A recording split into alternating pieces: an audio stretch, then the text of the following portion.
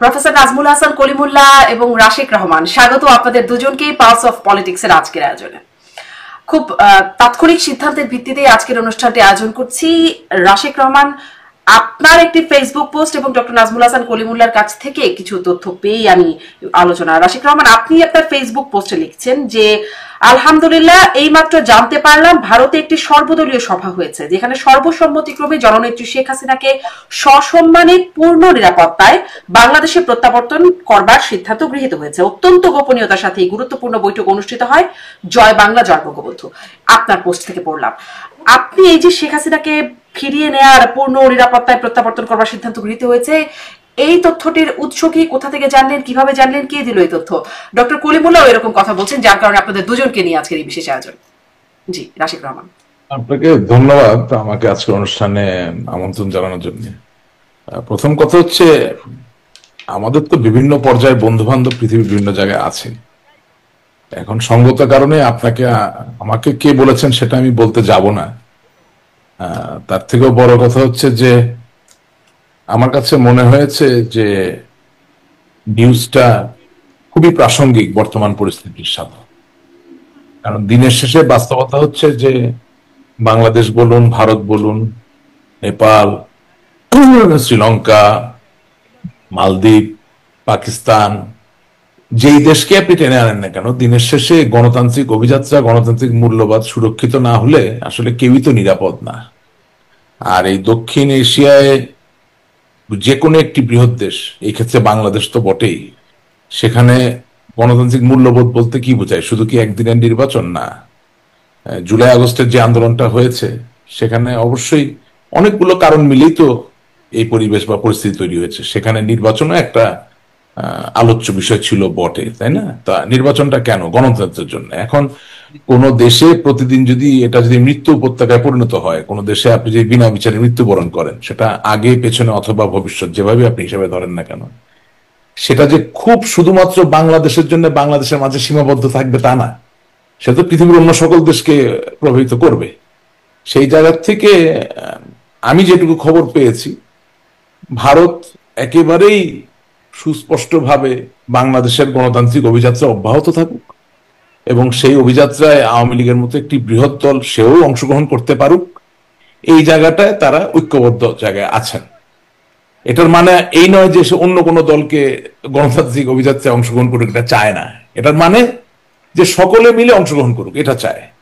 তো এটা আবার রিনিউড হয়েছে এবং আমার কাছে মনে হয়েছে যে বর্তমান রাজনৈতিক প্রেক্ষাপটে এটাই তো হওয়ার কথা। কারণ আপনি যদি ভারতের মাননীয় প্রধানমন্ত্রী নরেন্দ্র মোদীর কথা ধরেন, সে তো হাজার হলো একটা ডেমোক্রেটিক্যালি ইলেক্টেড পলিটিক্যাল পার্টির লিডার।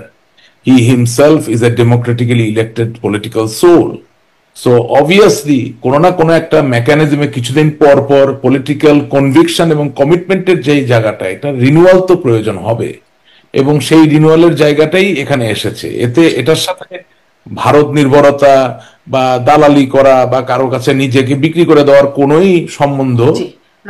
সেই প্রসঙ্গটি আরেকটু আসবো যে ভারত আসলে মানে এই গণতান্ত্রিক অভিযাত্রায় ফিরবে বাংলাদেশ, এই সিদ্ধান্ত নেবার কে, সেই প্রসঙ্গটাতে আমি পরে আসবো। কিন্তু আমি আসলে একটু বুঝতে চাই যে আসলে এই তথ্যটার উৎস কি। কারণ আওয়ামী লীগ, এটি তার অফিসিয়াল ফেসবুক পেজ আছে, তারা বিভিন্ন তথ্য জানায়, সেখানে বলতে পারতো।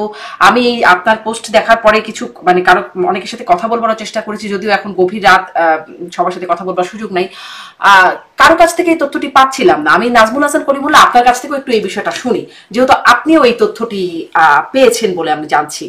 কিভাবে পেলেন, মানে কিভাবে এটি বিশ্বাসযোগ্য, আপনার ব্যাখ্যায় কিভাবে বিশ্বাসযোগ্য হচ্ছে এবং কিভাবে পেলেন আপনি যদি বলেন। ধন্যবাদ। দেখুন, আমি সম্মানীয় রাশেক রহমানের যে বক্তব্যটি সেটি গভীর মনোযোগ দিয়ে শুনলাম এবং আমি যে সূত্র থেকে জেনেছি সেটি আবার রাশেক রহমানের সূত্রের সঙ্গে ট্যালি করে। রাশেক রহমান তো সূত্রটা বললেন, তবে না, উনি বললেন না। আমি যেটি প্রকাশ্যে বলবো সেটি হচ্ছে তরুণ ঘোষ। তিনি আমার মতো একজন টকশো শিল্পী, ভারতের নাগরিক, এবং আরেকজন, তাকে দুজনকে আমি এ বিষয়ে বলতে শুনেছি ভার্চুয়ালি।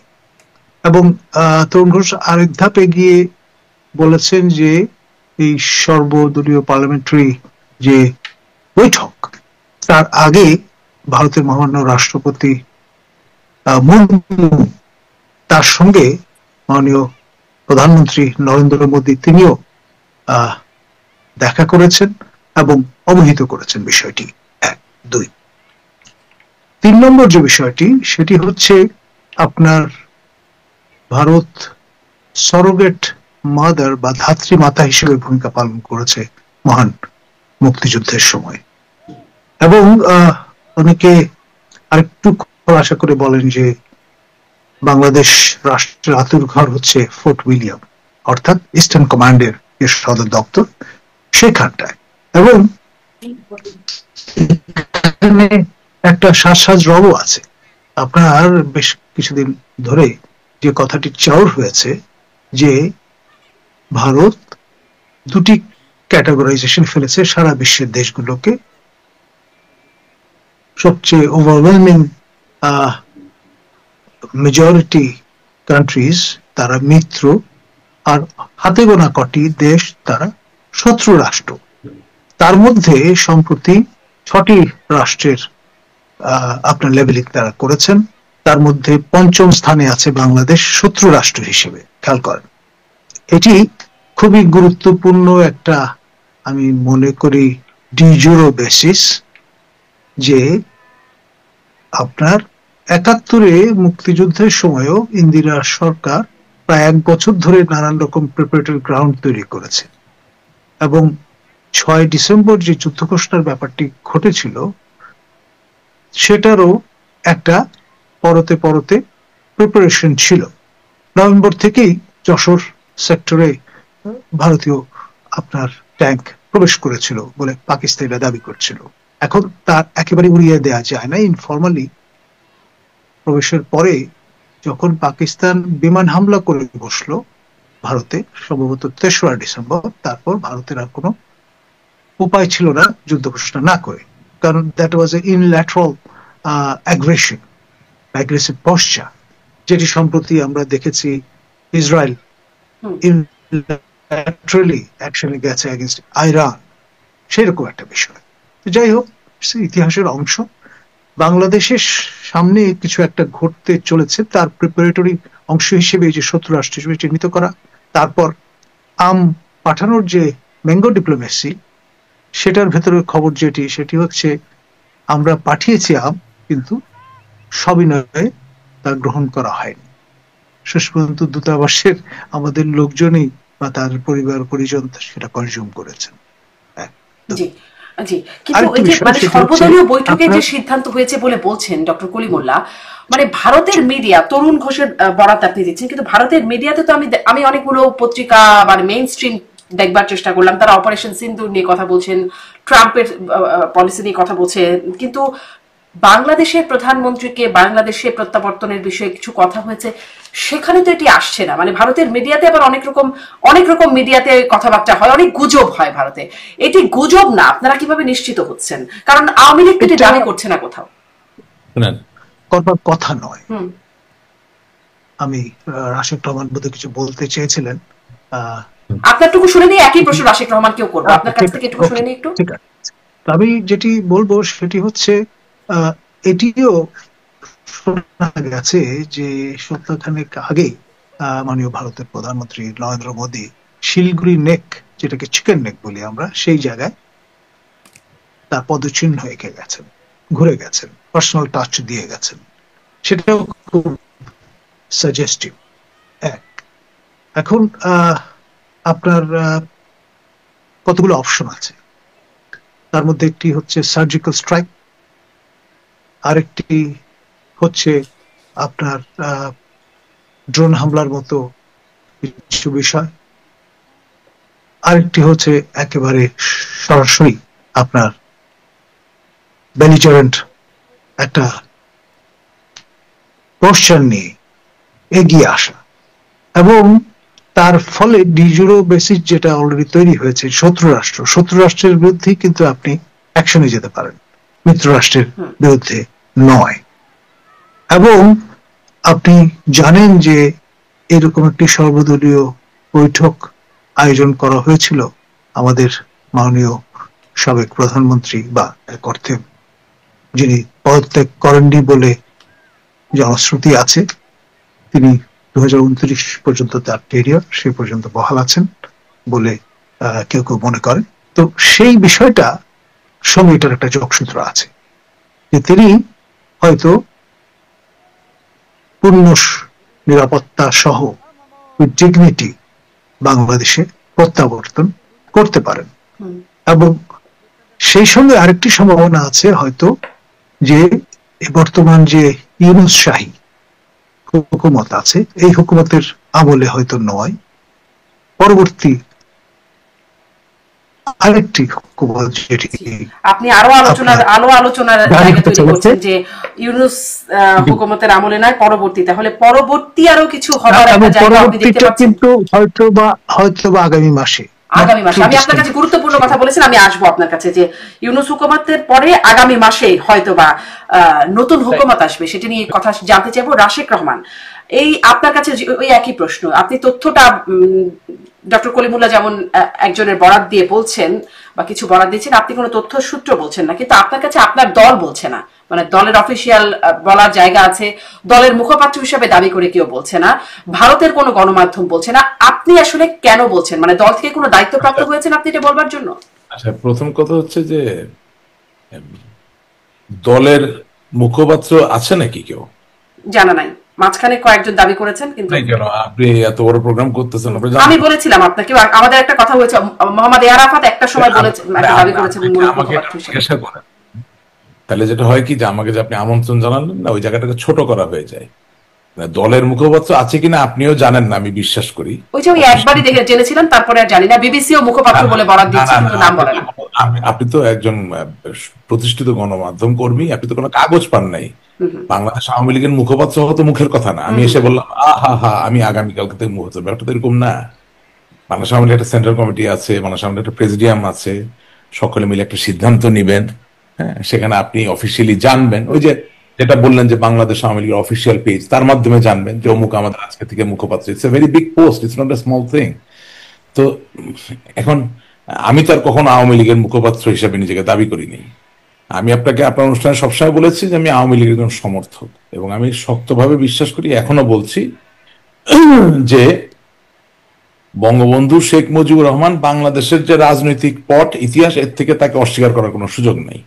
সেই জায়গা থেকে ধরেন যদি বাংলাদেশ না থাকে, কথার কথা বলছি, কোনো একদিন এটা জলে ডুবে গেল, পানিতে ডুবে গেল, হ্যাঁ, বন্যার কারণে বা অতি প্লাবনের কারণে বা গ্লোবাল ওয়ার্মিং এর কারণে, এখন আমার ধরেন ইলন মাস্কের মাধ্যমে মঙ্গল গ্রহে গিয়ে জায়গা হলো, তখনও আমি বিশ্বাস করেন, আমি বাংলাদেশের কথা যখন উঠবে আমি বঙ্গবন্ধুর কথাই তো বলি। বঙ্গবন্ধুর কথা ছাড়া তার বাংলাদেশ হয় না, ঠিক আছে? আমি একজন আওয়ামী লীগের সমর্থক হিসেবে আমার বিভিন্ন শ্রেণী পেশার বন্ধু বান্ধব আছে, বিভিন্ন দেশে বিভিন্ন অবস্থানে আছে। এখন অবশ্যই যারা কিছু সেন্সিটিভ সংবেদনশীল তথ্য আমাকে দেন, তারা তো একটা বিশ্বাসের জায়গা থেকে দেন। তারা এটাও জানেন যে আমি আওয়ামী লীগের মুখপাত্র নই, একজন সমর্থক মাত্র বা একজন কর্মী মাত্র, এভাবে হাম্বল ভাবে বিনয়ের সাথে বলতে চাই। সেই জায়গা থেকে যখন তারা এই সংবেদনশীল তথ্যটা আমার সাথে ভাগাভাগি করেন, তখন আমার দায়িত্ব হয়ে যায়, আপনার অনুষ্ঠানে এসে চাইলেও আমি নামটা বলতে পারি না। তবে সার্কামস্ট্যান্সিয়াল এভিডেন্স বলে একটা কথা আছে, আপনি বলছেন এই কথাটা সত্য কিনা, এটা নিয়ে তো আমি ঝগড়া করব না, তবে সত্য কিনা এটা বোঝানোর জায়গাটা খুব সহজ। যদি ভারত নাই চায় যে বাংলাদেশে ইনক্লুসিভ রাজনীতি চলুক, যদি ভারত নাই চায় যে বঙ্গবন্ধু কন্যা জননেত্রী শেখ হাসিনা বাংলাদেশ আওয়ামী লীগের সভাপতি হিসাবে, বাংলাদেশের সাবেক প্রধানমন্ত্রী হিসাবে, বাংলাদেশের একজন অন্যতম শীর্ষ রাজনৈতিক ব্যক্তিত্ব, খুব বেশি কিন্তু নাই, বেগম খালেদা জিয়া, জননেত্রী শেখ হাসিনা, এরকম 2জন 3জন, নট টু মেনি, রাইট? এই লোকগুলো নির্বিঘ্নে তাদের রাজনৈতিক কর্মকাণ্ড চালাবে যদি চায়, এটা আমি বিশ্বাস করি তখন যখন আমি দেখি যে বাংলাদেশ আওয়ামী লীগের 40 থেকে 50,000 লোক ভারতে অবস্থান নিয়ে, আশ্রয় নিয়ে, সেখান থেকে ক্ল্যান্ডেস্টিন ভাবে হোক বা ভার্চুয়ালি হোক তাদের রাজনৈতিক কর্মকাণ্ড চালিয়ে যেতে পারছে। সুতরাং ঘটনা যে সত্য, এটা নিয়ে কোনো সন্দেহ থাকার কোনো সুযোগ নাই। কিন্তু আপনি যদি আমাকে জিজ্ঞাসা করেন যে আওয়ামী লীগের অফিসিয়াল ওয়েব পেজে এলো না কেন, আমি তো ভাই জানি না এই ওয়েব পেজ কে চালায়। আপনি জানেন কে চালায় আওয়ামী লীগ থেকে? কাগজ দেখেছেন? সুতরাং ও এলো না কেন, ওটা উত্তরই তো আমি দিতে পারবো না। আমি তো আপনার অনুষ্ঠানে অনেকবার প্রশ্ন করেছি যে ধানমন্ডি 32 নম্বর ভেঙে দিয়েছে 5 তারিখে, ওটার প্রতিবাদ এসেছে কি অফিসিয়াল ওয়েব পেজে, স্যার আপনি নিজেও খেয়াল করছেন 8 তারিখে। 3 দিন এমনই অফিসিয়াল ওয়েব পেজ যে 3 দিন ধরে হয়তো বা প্রতিবাদ জানাইতে পারেনি। এখন ওটার ভিতরে ঢুকা তো আমার কাজ না। আমি আমার নেতা কর্মীর মনটা বুঝি, বেচারারা খুব কষ্টে আছে, ব্যথায় আছে, অত্যাচারিত, লাঞ্ছিত, নির্যাতিত অবস্থায় আছে। সেই অবস্থায় আমার কোনো একজন বন্ধু যাকে আমি মূল্য দিই, যাকে আমি বিশ্বাস করি, তিনি হয়তো বা আমার স্কুলে পড়া বন্ধু নন, আমার রাজনৈতিক ক্যারিয়ারের মাঝেই তার সাথে আমার বন্ধুত্ব হয়েছে। সে যদি স্বতঃপ্রণোদিত ভাবে আমাকে বলে যে এরকম একটা সিদ্ধান্ত হয়েছে বা আমরা তোমাদের পাশে আছি, তার মানে আপনি বিশ্বাসযোগ্য কোনো বন্ধুর সূত্রে, আপনি বলছেন যে বিশ্বাসযোগ্য কোনো বন্ধুর সূত্রে পাচ্ছেন। আমার এই প্রশ্নটা একটু শুনে তারপর আপনি যোগ করে বলেন। প্রশ্নটা হচ্ছে এই যে তাহলে আপনি বলছেন যে এটা সংবেদনশীল তথ্য, আপনি প্রকাশ কেন করছেন? না, আমি প্রকাশ কেন করছি বলছি, এটা একটা মজার ব্যাপার। আপনি আবার হ্যাঁ, ওটা জন্য একটা স্পেস দিতে হবে বলতেছি। তো যেটা হচ্ছে যে কোনো একদিন নিশ্চয়ই এই বন্ধুর কথা তো আমি বলতে পারবো, এখন তো বলবো না। বললে তো যেটা প্রাসঙ্গিক তথ্য সেটা আমি আর ভবিষ্যতে পাবো না। ওনারও আসলে আমাকে যে তথ্য দেওয়ার কথা তা না, আমি অকপটে স্বীকার করছি I am acting like a whistle blower. কিন্তু আল্লাহ তাআলা আমাকে রক্ষা করুন, কারণ মাঝে মাঝে হুইসেল ব্লোয়ার তো হতে হয়, আমার দলটার জন্যই তো হতে হবে। আমি তো এই দলটাকে ভালোবাসি। আওয়ামী লীগ নিশ্চিহ্ন হয়ে যাবে, বাংলাদেশের স্বাধীনতার সাথে সম্পর্কিত কোন দল বাংলাদেশের রাজনীতি করতে পারবেন, এটা তো আর মানতে পারছি না। আপনি যত যা কিছুই বলেন, বা দিনে দুপুরে আপনি নিয়ে রশি দিয়ে ঝুলা রাখবেন, গুলি করে মারবেন, হ্যাঁ, এটা তো আসলে হচ্ছে না, এটা তো মেনে নেওয়া যাচ্ছে না। আপনি 7 জন বীর শ্রেষ্ঠর মূর্তি ভেঙে ফেলতেছেন, আপনি বঙ্গবন্ধুর ভাস্কর্য ভেঙে ফেলতেছেন, আপনি জাতীয় 4 নেতার নাম মুছে ফেলতেছেন। এটা তো রাশেদ রহমান মেনে নিতে পারছে না। হ্যাঁ, আমি নিরুপায়, আমি দুর্বল, ঠিক আছে, আমি শারীরিকভাবে প্রতিবাদ করতে পারছি না, কিন্তু মানসিক জায়গা থেকে কি আমার প্রতিবাদ করার কোনো সুযোগ নাই? বা আমি আপনার অনুষ্ঠানটাকে ব্যবহার করে কি আমার মৌখিক যে প্রতিরোধ সেই জায়গাটাকে আমি জারি করতে পারি না? আমি সেটাই করছি। এখন আপনি যেটা বললেন যে আমি কেন গোপন রাখছি না, আমার জন্য তো খবরটা গোপন না, আমাকে তো কেউ গোপনীয়তার শপথ পড়ায় নাই। আপনি আপনি এক গ্রাম থেকে আরেক গ্রামে গেছেন কোন একটা বিয়ের সম্বন্ধ ঠিক করার জন্য। বিয়ের সম্বন্ধের আলাপটা গোপনে হয়েছে, বিয়ের অনুষ্ঠান তো তার গোপনে হবে না। এটা তো সানাই বাজিয়ে আলতা ফিতা দিয়ে অনুষ্ঠান তো এখনো হয় নাই, মানে না না সেই যে আলোচনাটা গোপনীয় সেটাই আপনি বলছেন। এটা বলে কি আপনার দলের লাভ হচ্ছে? একটু একটু কবুল কবুল কবুল 3 কবুল হয়তো এখনো বলেন নাই, কিন্তু গান বাজনা তো তার গোপনে হয় না। হ্যাঁ, গায়ে হলুদ তার বিয়ে না, কিন্তু গায়ে হলুদটা তো আয়োজন করেই হয়। এখন আপনি বলতে পারেন যে রাশেদ রহমান আপনার কেন এত আনন্দ লাগলো না? আমার আনন্দ লাগে না, কিন্তু আমি আশান্বিত হয়েছি। কেন আশান্বিত হয়েছি? দিনের শেষে বাস্তবতা কি, যে আওয়ামী লীগের যেই নেতা বা কর্মী দুর্নীতি করেছেন, উনি যেমন ভারতে গিয়ে অবস্থান নিয়েছেন, যেই নেতা বা কর্মী কোনোদিনও দুর্নীতি করেন নাই, কোনোদিনও বঙ্গবন্ধুর সাথে প্রতারণা করেন নাই, কোনোদিনও শেখ হাসিনার সাথে প্রতারণা করেন নাই, কোনোদিনই বাংলাদেশের কোনো মানুষের সাথে প্রতারণা করেন নাই, তাকেও বাধ্য হয়ে ওই ভারতে গিয়ে আশ্রয় নিতে হয়েছে। সুতরাং উনি তো আর অত অ্যাক্সেস পাচ্ছেন না আমার মতো, বা doctor Kalimullah, he has lot of connectivity for many years, সব তো আলাপ করা যাবে না। তো the information that we get, আমি এর ভিতরে পকেটের ভিতরে রেখে দিতে পারি, but I feel love and extreme dedication to the people who believe in the real history of Bangladesh. It is as simple as that. এটার সাথে ক্ষমতা গ্রহণ করা, ক্ষমতা দখল করা, মন্ত্রী হওয়া, এমপি হওয়ার কোনো সম্পর্ক মানে এটাতে আপনি আশান্বিত হবার মতো খবর বলে শেয়ার করছেন, কিন্তু আমার প্রশ্ন হচ্ছে বলতে দেন, আমিও প্রশ্নটাও করতে দেন। প্রশ্নটা হচ্ছে ভারত চাওয়ার কে, যে শেখ হাসিনা বাংলাদেশে ফিরবেন, রাজনীতি করবেন, এটি ভারত চাওয়ার কে 1 এবং 2, এই তথ্যের মাধ্যমে কি প্রমাণিত হচ্ছে? বাংলাদেশে আওয়ামী লীগ তার নিজ যোগ্যতায় ফিরতে পারে না, ভারত সর্বদলীয় সিদ্ধান্ত নিয়ে ফিরিয়ে দেবে। হ্যাঁ, এটাই ব্যাপার, যে বাংলাদেশে যে কোনো সময় যে কোনো নিউজ যখন রিলিজ হয়, যখন ফ্ল্যাশ হয়, তখন এটা আপনার কাজ, এটা আমি অ্যাপ্রিসিয়েট করি। এই যে আপনি তির্যক ভাবে জিনিসটাকে দেখলেন, ব্যাপারটা আসলে ওরকম না। হ্যাঁ, প্রথম কথা হচ্ছে ভারত এখানে শেখ হাসিনাকে ফিরিয়ে দেওয়ার কোনো সিদ্ধান্তই নেয় নাই। You are misreading the line. ভারতের কথাটা তো খুব সহজ। আমি আপনার বাসায় গেলাম, আমি আপনার অতিথি, হ্যাঁ, এখন আপনার দরজার বাড়ি থেকে একজন বলতেছে রাশেদ রহমানকে আপা তুলে দেন, ওটা পিটায় আজকে সোজা করে ফেলবো। You tell me as a host, what will you do? You will pick up the phone and you will call 911, পুলিশকে কল করবেন, করে বলবেন যে দেখেন রাশেদ রহমান দোষী কি দোষী না আমি জানি না, কিন্তু তিনি আমার বাসায় অতিথি, সুতরাং এই বাসা থেকে বের হওয়ার পরে আমার বাসার সামনে রক্তপাত হবে, খুনাখুনি হবে, এটা আমি যেমন দেখতে চাই না, আমার ছেলে মেয়েও দেখতে চায় না, আমার পাড়া প্রতিবেশীরাও দেখতে চায় না। সুতরাং আপনি পুলিশ, আপনার কাছে আমার অতিথিকে তুলে দিলাম, ওনাকে নিরাপদে। এখন সেটা কি আমার বিচার হবে, সেটা কি আমার জেল হবে, সেটা কি আমার ফাঁসি হবে, সেটা তো বিচারক বুঝবেন। কিন্তু আপনার দরজার বাইরে যিনি রামদা চাপাতি নিয়ে দাঁড়িয়ে আছেন আমাকে কুপিয়ে কুপিয়ে নৃশংসভাবে হত্যা করার জন্য, সেই জায়গায় একজন অতিথি হিসাবে বা বন্ধু হিসাবে আপনি যদি আশা করেন যে আমি নিরাপদে বিচারের সম্মুখীন হব বা আমার জনগণের সামনে গিয়ে দাঁড়াতে পারবো, এটা সিদ্ধান্ত নেওয়ার কোনো ব্যাপার না। এটা হচ্ছে একেবারে মানবিক একটা ব্যাপার। এটা এটা ভারত বলেন না, এটা পৃথিবীর যে কেউ, আপনি ইংল্যান্ডে বলেন, জিজ্ঞেস করেন যে আপনি কি চান যে শেখ হাসিনা এবং তার দলের নেতা কর্মীরা দিনে দুপুরে মানুষের দ্বারা প্রহিত হয়ে বা প্রস্তরাঘাতে বা নৃশংসভাবে জবাইয়ের শিকার হয়ে মৃত্যুবরণ করুক?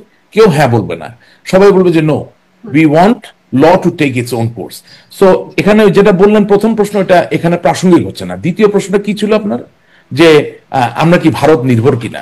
না, হ্যাঁ, মানে বাংলাদেশ আওয়ামী লীগ নির্যোগ্যতায় পারে না, এটি প্রশ্ন। এবং এইটি প্রশ্ন যে ভারত সিদ্ধান্ত নেবার কে যে বাংলাদেশ প্রত্যাবর্তন করবে। আমি তো আপনার অনুষ্ঠানে এসে বলেছি যে আমাদের ভারত নির্ভরতা সেটা বন্ধুত্বের জায়গা থেকে, সেটা রাজনীতিকে এগিয়ে যাওয়ার জায়গা থেকে হতে পারে না। এটা হলে আমরা ক্ষতিগ্রস্ত হবো। আমি কিন্তু অকপট স্বীকারোক্তি, আমি কিন্তু খুব যে রেখে ডেকে চিন্তা ভাবনা করে নিজের আমি আগামী দিনে আমার ক্যারিয়ার কি, আমি দেশটাকে ভালোবেসে কথা বলি। ভারত আওয়ামী লীগকে তার নিজের শক্তিতে প্রজ্বলিত হতে হবে, এটাই বাস্তব।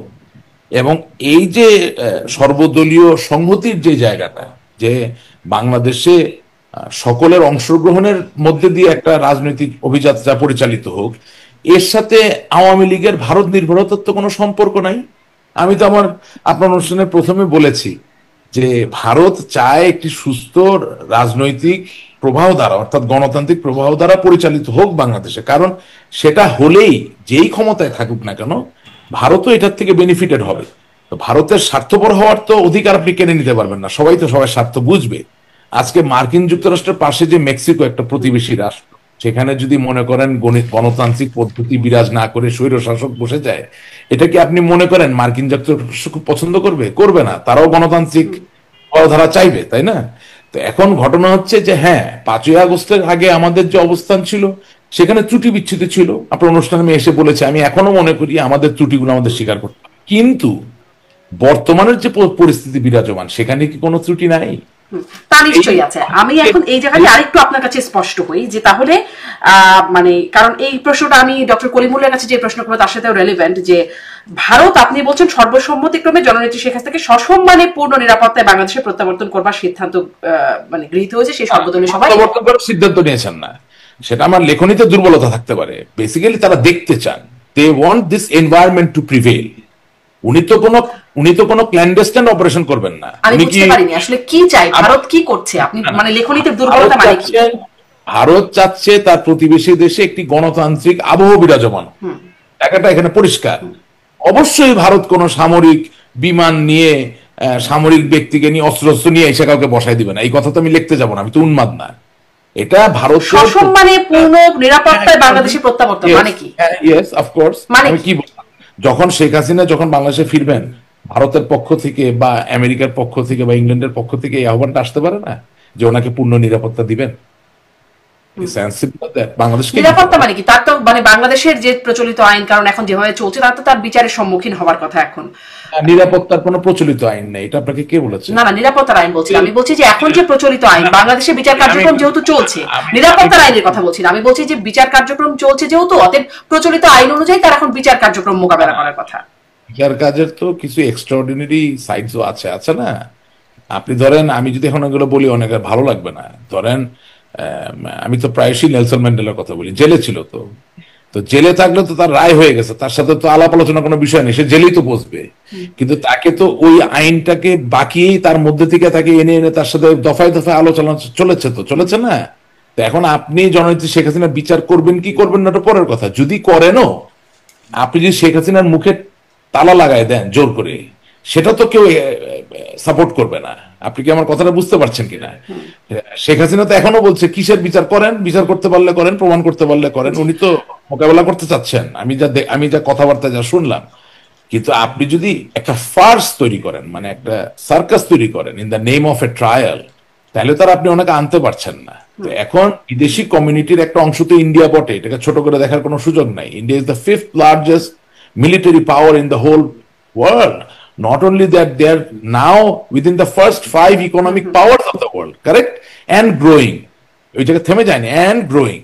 সেই জায়গা থেকে India as a great international political player, if they expect that there should be a fair trial, there should be fair, equitable তাহলে কি opportunity ফেয়ার ট্রায়ালের জন্য ইন্ডিয়া বাংলাদেশে ফিরিয়ে দেওয়ার পরিকল্পনা? to express what she wants to do. If they say that as a political party, Awami League, with whom they fought in 1971 to free the country from the clutches of Pakistan, they want the leaders and the workers of Awami League to be able to express their political views and will. There is nothing wrong in it. Nothing wrong বলছেন, কিন্তু আমি আসলে এটি doctor Kalimullah আপনার কাছ থেকেও বুঝতে চাই যে রাশিক রহমান যা বলছেন আপনি কি সেটাই বলছেন কিনা, মানে শেখ হাসিনাকে সসম্মানে পূর্ণ নিরাপত্তায় বাংলাদেশে প্রত্যাবর্তন করার সিদ্ধান্ত গ্রহণ করা হয়েছে। সসম্মানে পূর্ণ নিরাপত্তায়, সসম্মানে মানে কি তাকে কি বিচার মোকাবেলা করার জন্য মানে পাঠানোর সিদ্ধান্ত হয়েছে? আমি আসলে এটি একটু ডক্টর কলিমুল্লাহ আপনার কাছ থেকেও বুঝতে চাই, মানে সসম্মানে মানে সম্মানীয় রাশেক রহমান যে বক্তব্যটি বা বিশ্লেষণ বা ব্যাখ্যান যেটি হাজির করেছেন তার সঙ্গে আমি কমপ্লিমেন্ট সাপ্লিমেন্ট দ্বিমত করছি না। এক যে বিষয়টি সেটি হচ্ছে উইথ ডিগনিটি, সম্মানের সঙ্গে সেলফ রেসপেক্ট বলে একটা বিষয় আছে।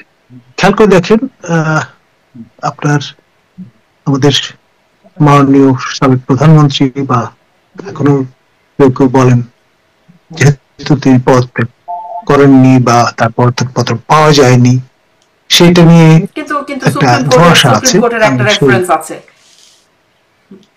সেটা নিয়েও ঝামেলা আছে।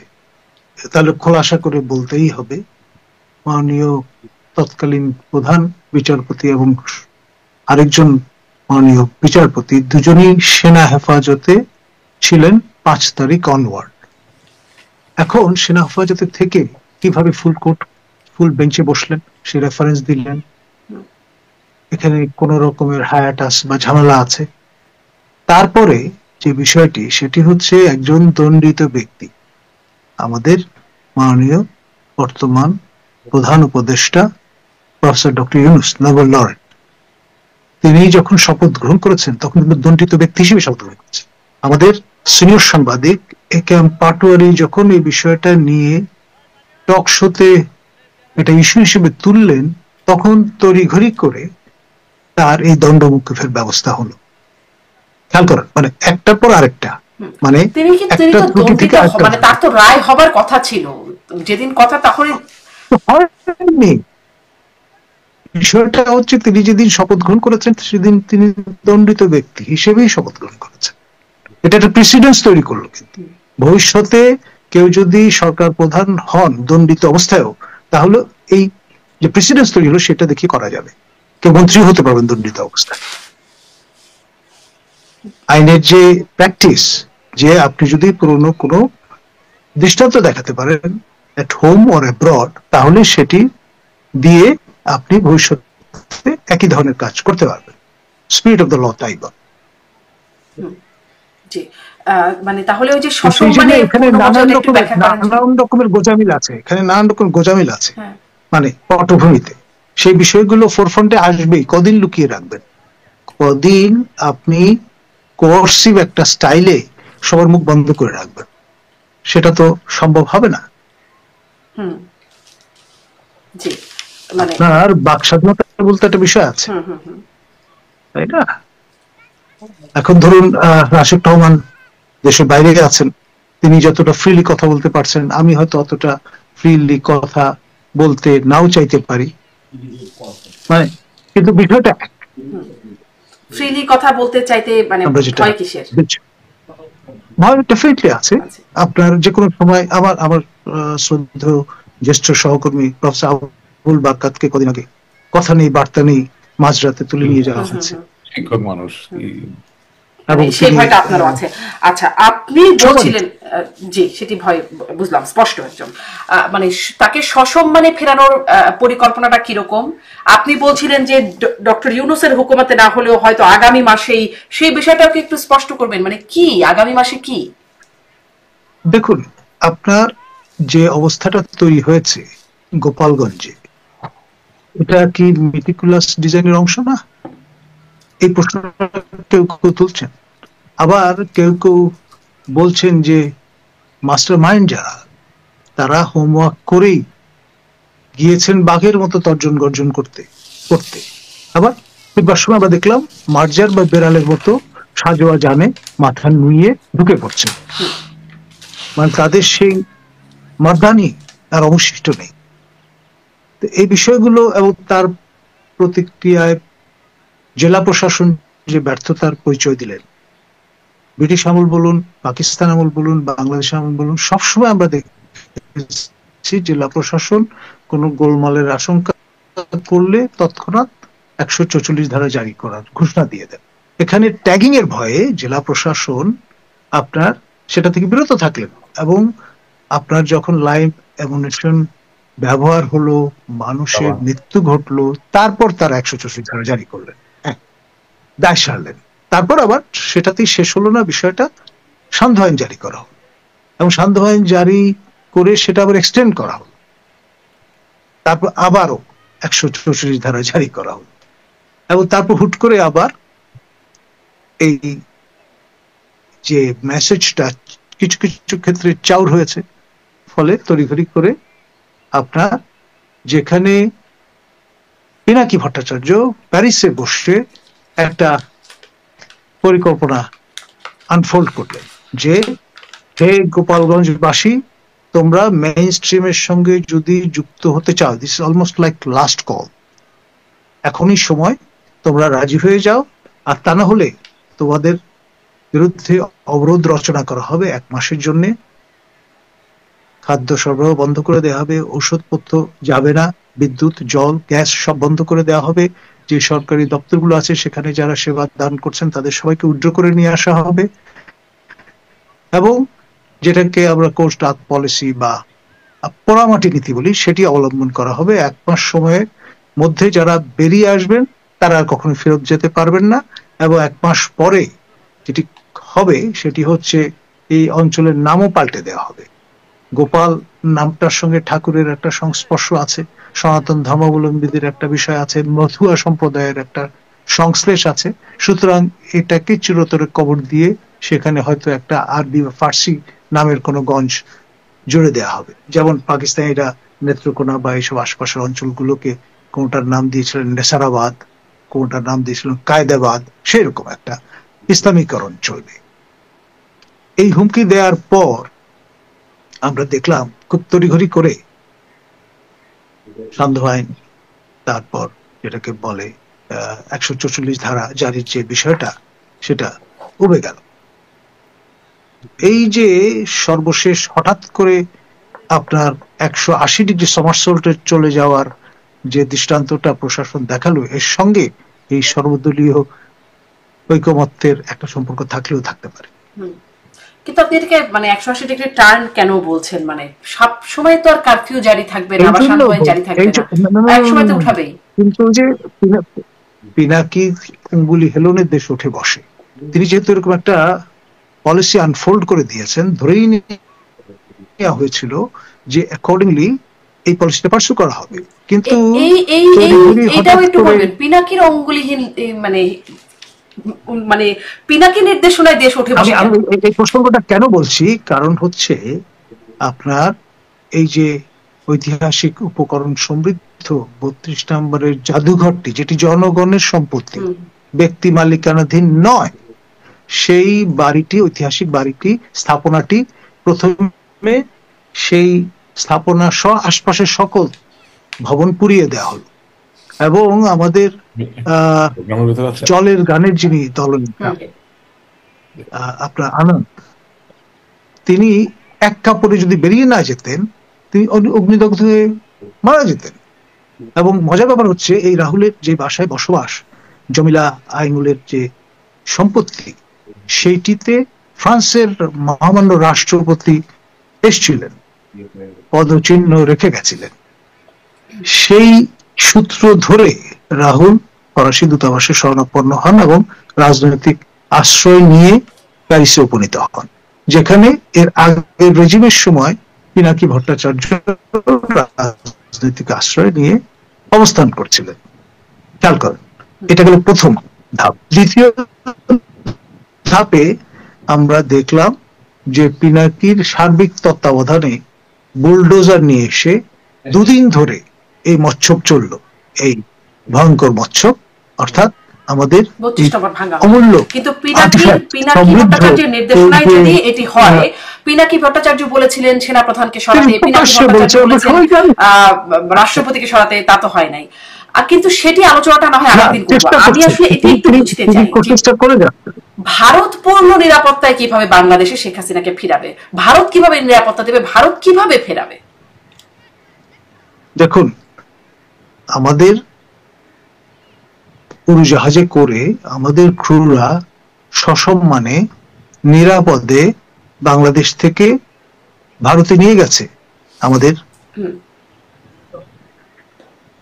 সেই সময়কার প্রধানমন্ত্রী শেখ হাসিনাকে, এবং নিরাপদে আবার সেই উড়োজাহাজ ফিরে এসেছে। ভারতের সহযোগিতা ছাড়া, ভারতের অনুমতি ছাড়া বাংলাদেশের একটি সামরিক বিমান আপনার ভারতের আকাশসীমা প্রবেশ করতে পারবে? কখনোই না, কশ্চিনকালেও না, অনুমতি ছাড়া সম্ভবই না। কিন্তু সেটা তারা করেছেন এবং পূর্ণ নিরাপত্তা দিয়েই সেই বিমানটিকে একটি বিমান ঘাঁটিতে অবতরণ করানো হয়েছে দিল্লির সন্নিকটে। সবই তো আমাদের চোখের সামনে ঘটেছে। আর সেই সময় খেয়াল করবেন, বাংলাদেশ কোনো সরকার ছিল না। 5 থেকে 8 তারিখ এই সময়টায় কোনো সরকার ছিল না। মহামান্য রাষ্ট্রপতি ছিলেন একমাত্র বৈধ প্রতীক রাষ্ট্রের। জি জি, এখন বাংলাদেশে কিভাবে যাবে আমি আপনার কাছে আরেকটু আসবো। আমি রাশেক রহমানের কাছ থেকে শুনে আর ওই প্রসঙ্গটাও রয়ে গেল যে হুকুমতের পরিবর্তন আগামী মাসে হতে পারে, সেই একটা আভাস আপনি দিচ্ছিলেন, সেটিও একটু পরের অংশে শুনবো।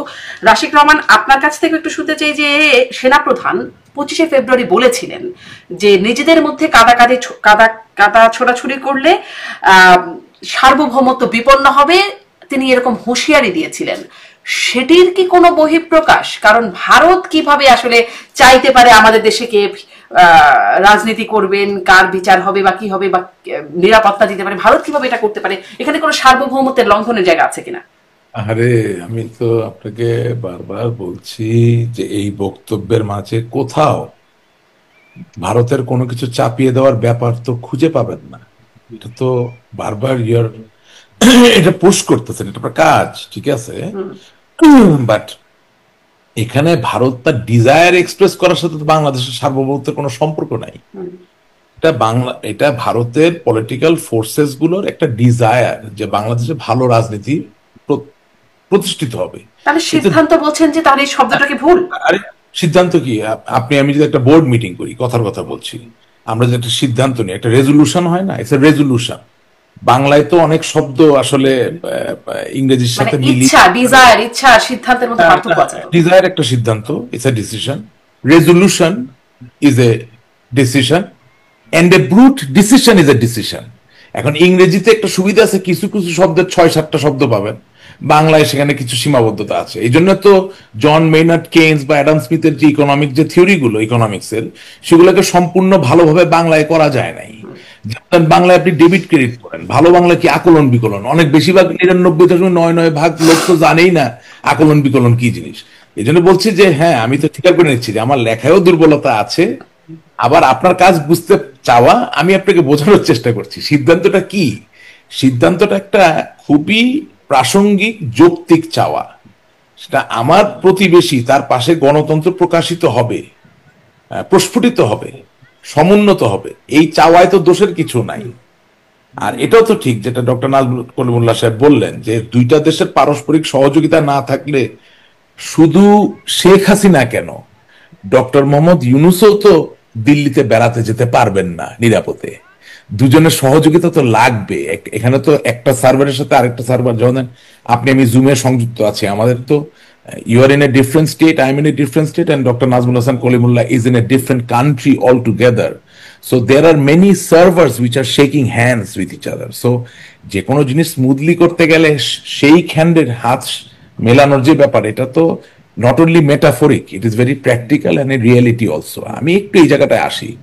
শুনেন, আমাদেরকে সামনে এগোতে হবে। সামনে এগোতে হবে মানে কি, বাংলাদেশের ভালোর জন্য রাজনীতিকে সামনে নিতে হবে। এখন ডক্টর কলিমুল্লাহ যেই কথা বললেন তার অনেক কথার সাথে আমি একমত, অনেক কথার সাথে আমি একমত না, কিন্তু এটাই সৌন্দর্য। এবং 5ই আগস্টের পরে একটা জিনিস হয়েছে, আমি খুব নিবিড় ভাবে যারা এই গণ অভ্যুত্থানের সাথে যুক্ত ছিল তাদের অনেকের কথা শুনি টেলিভিশনে বা টক শোতে।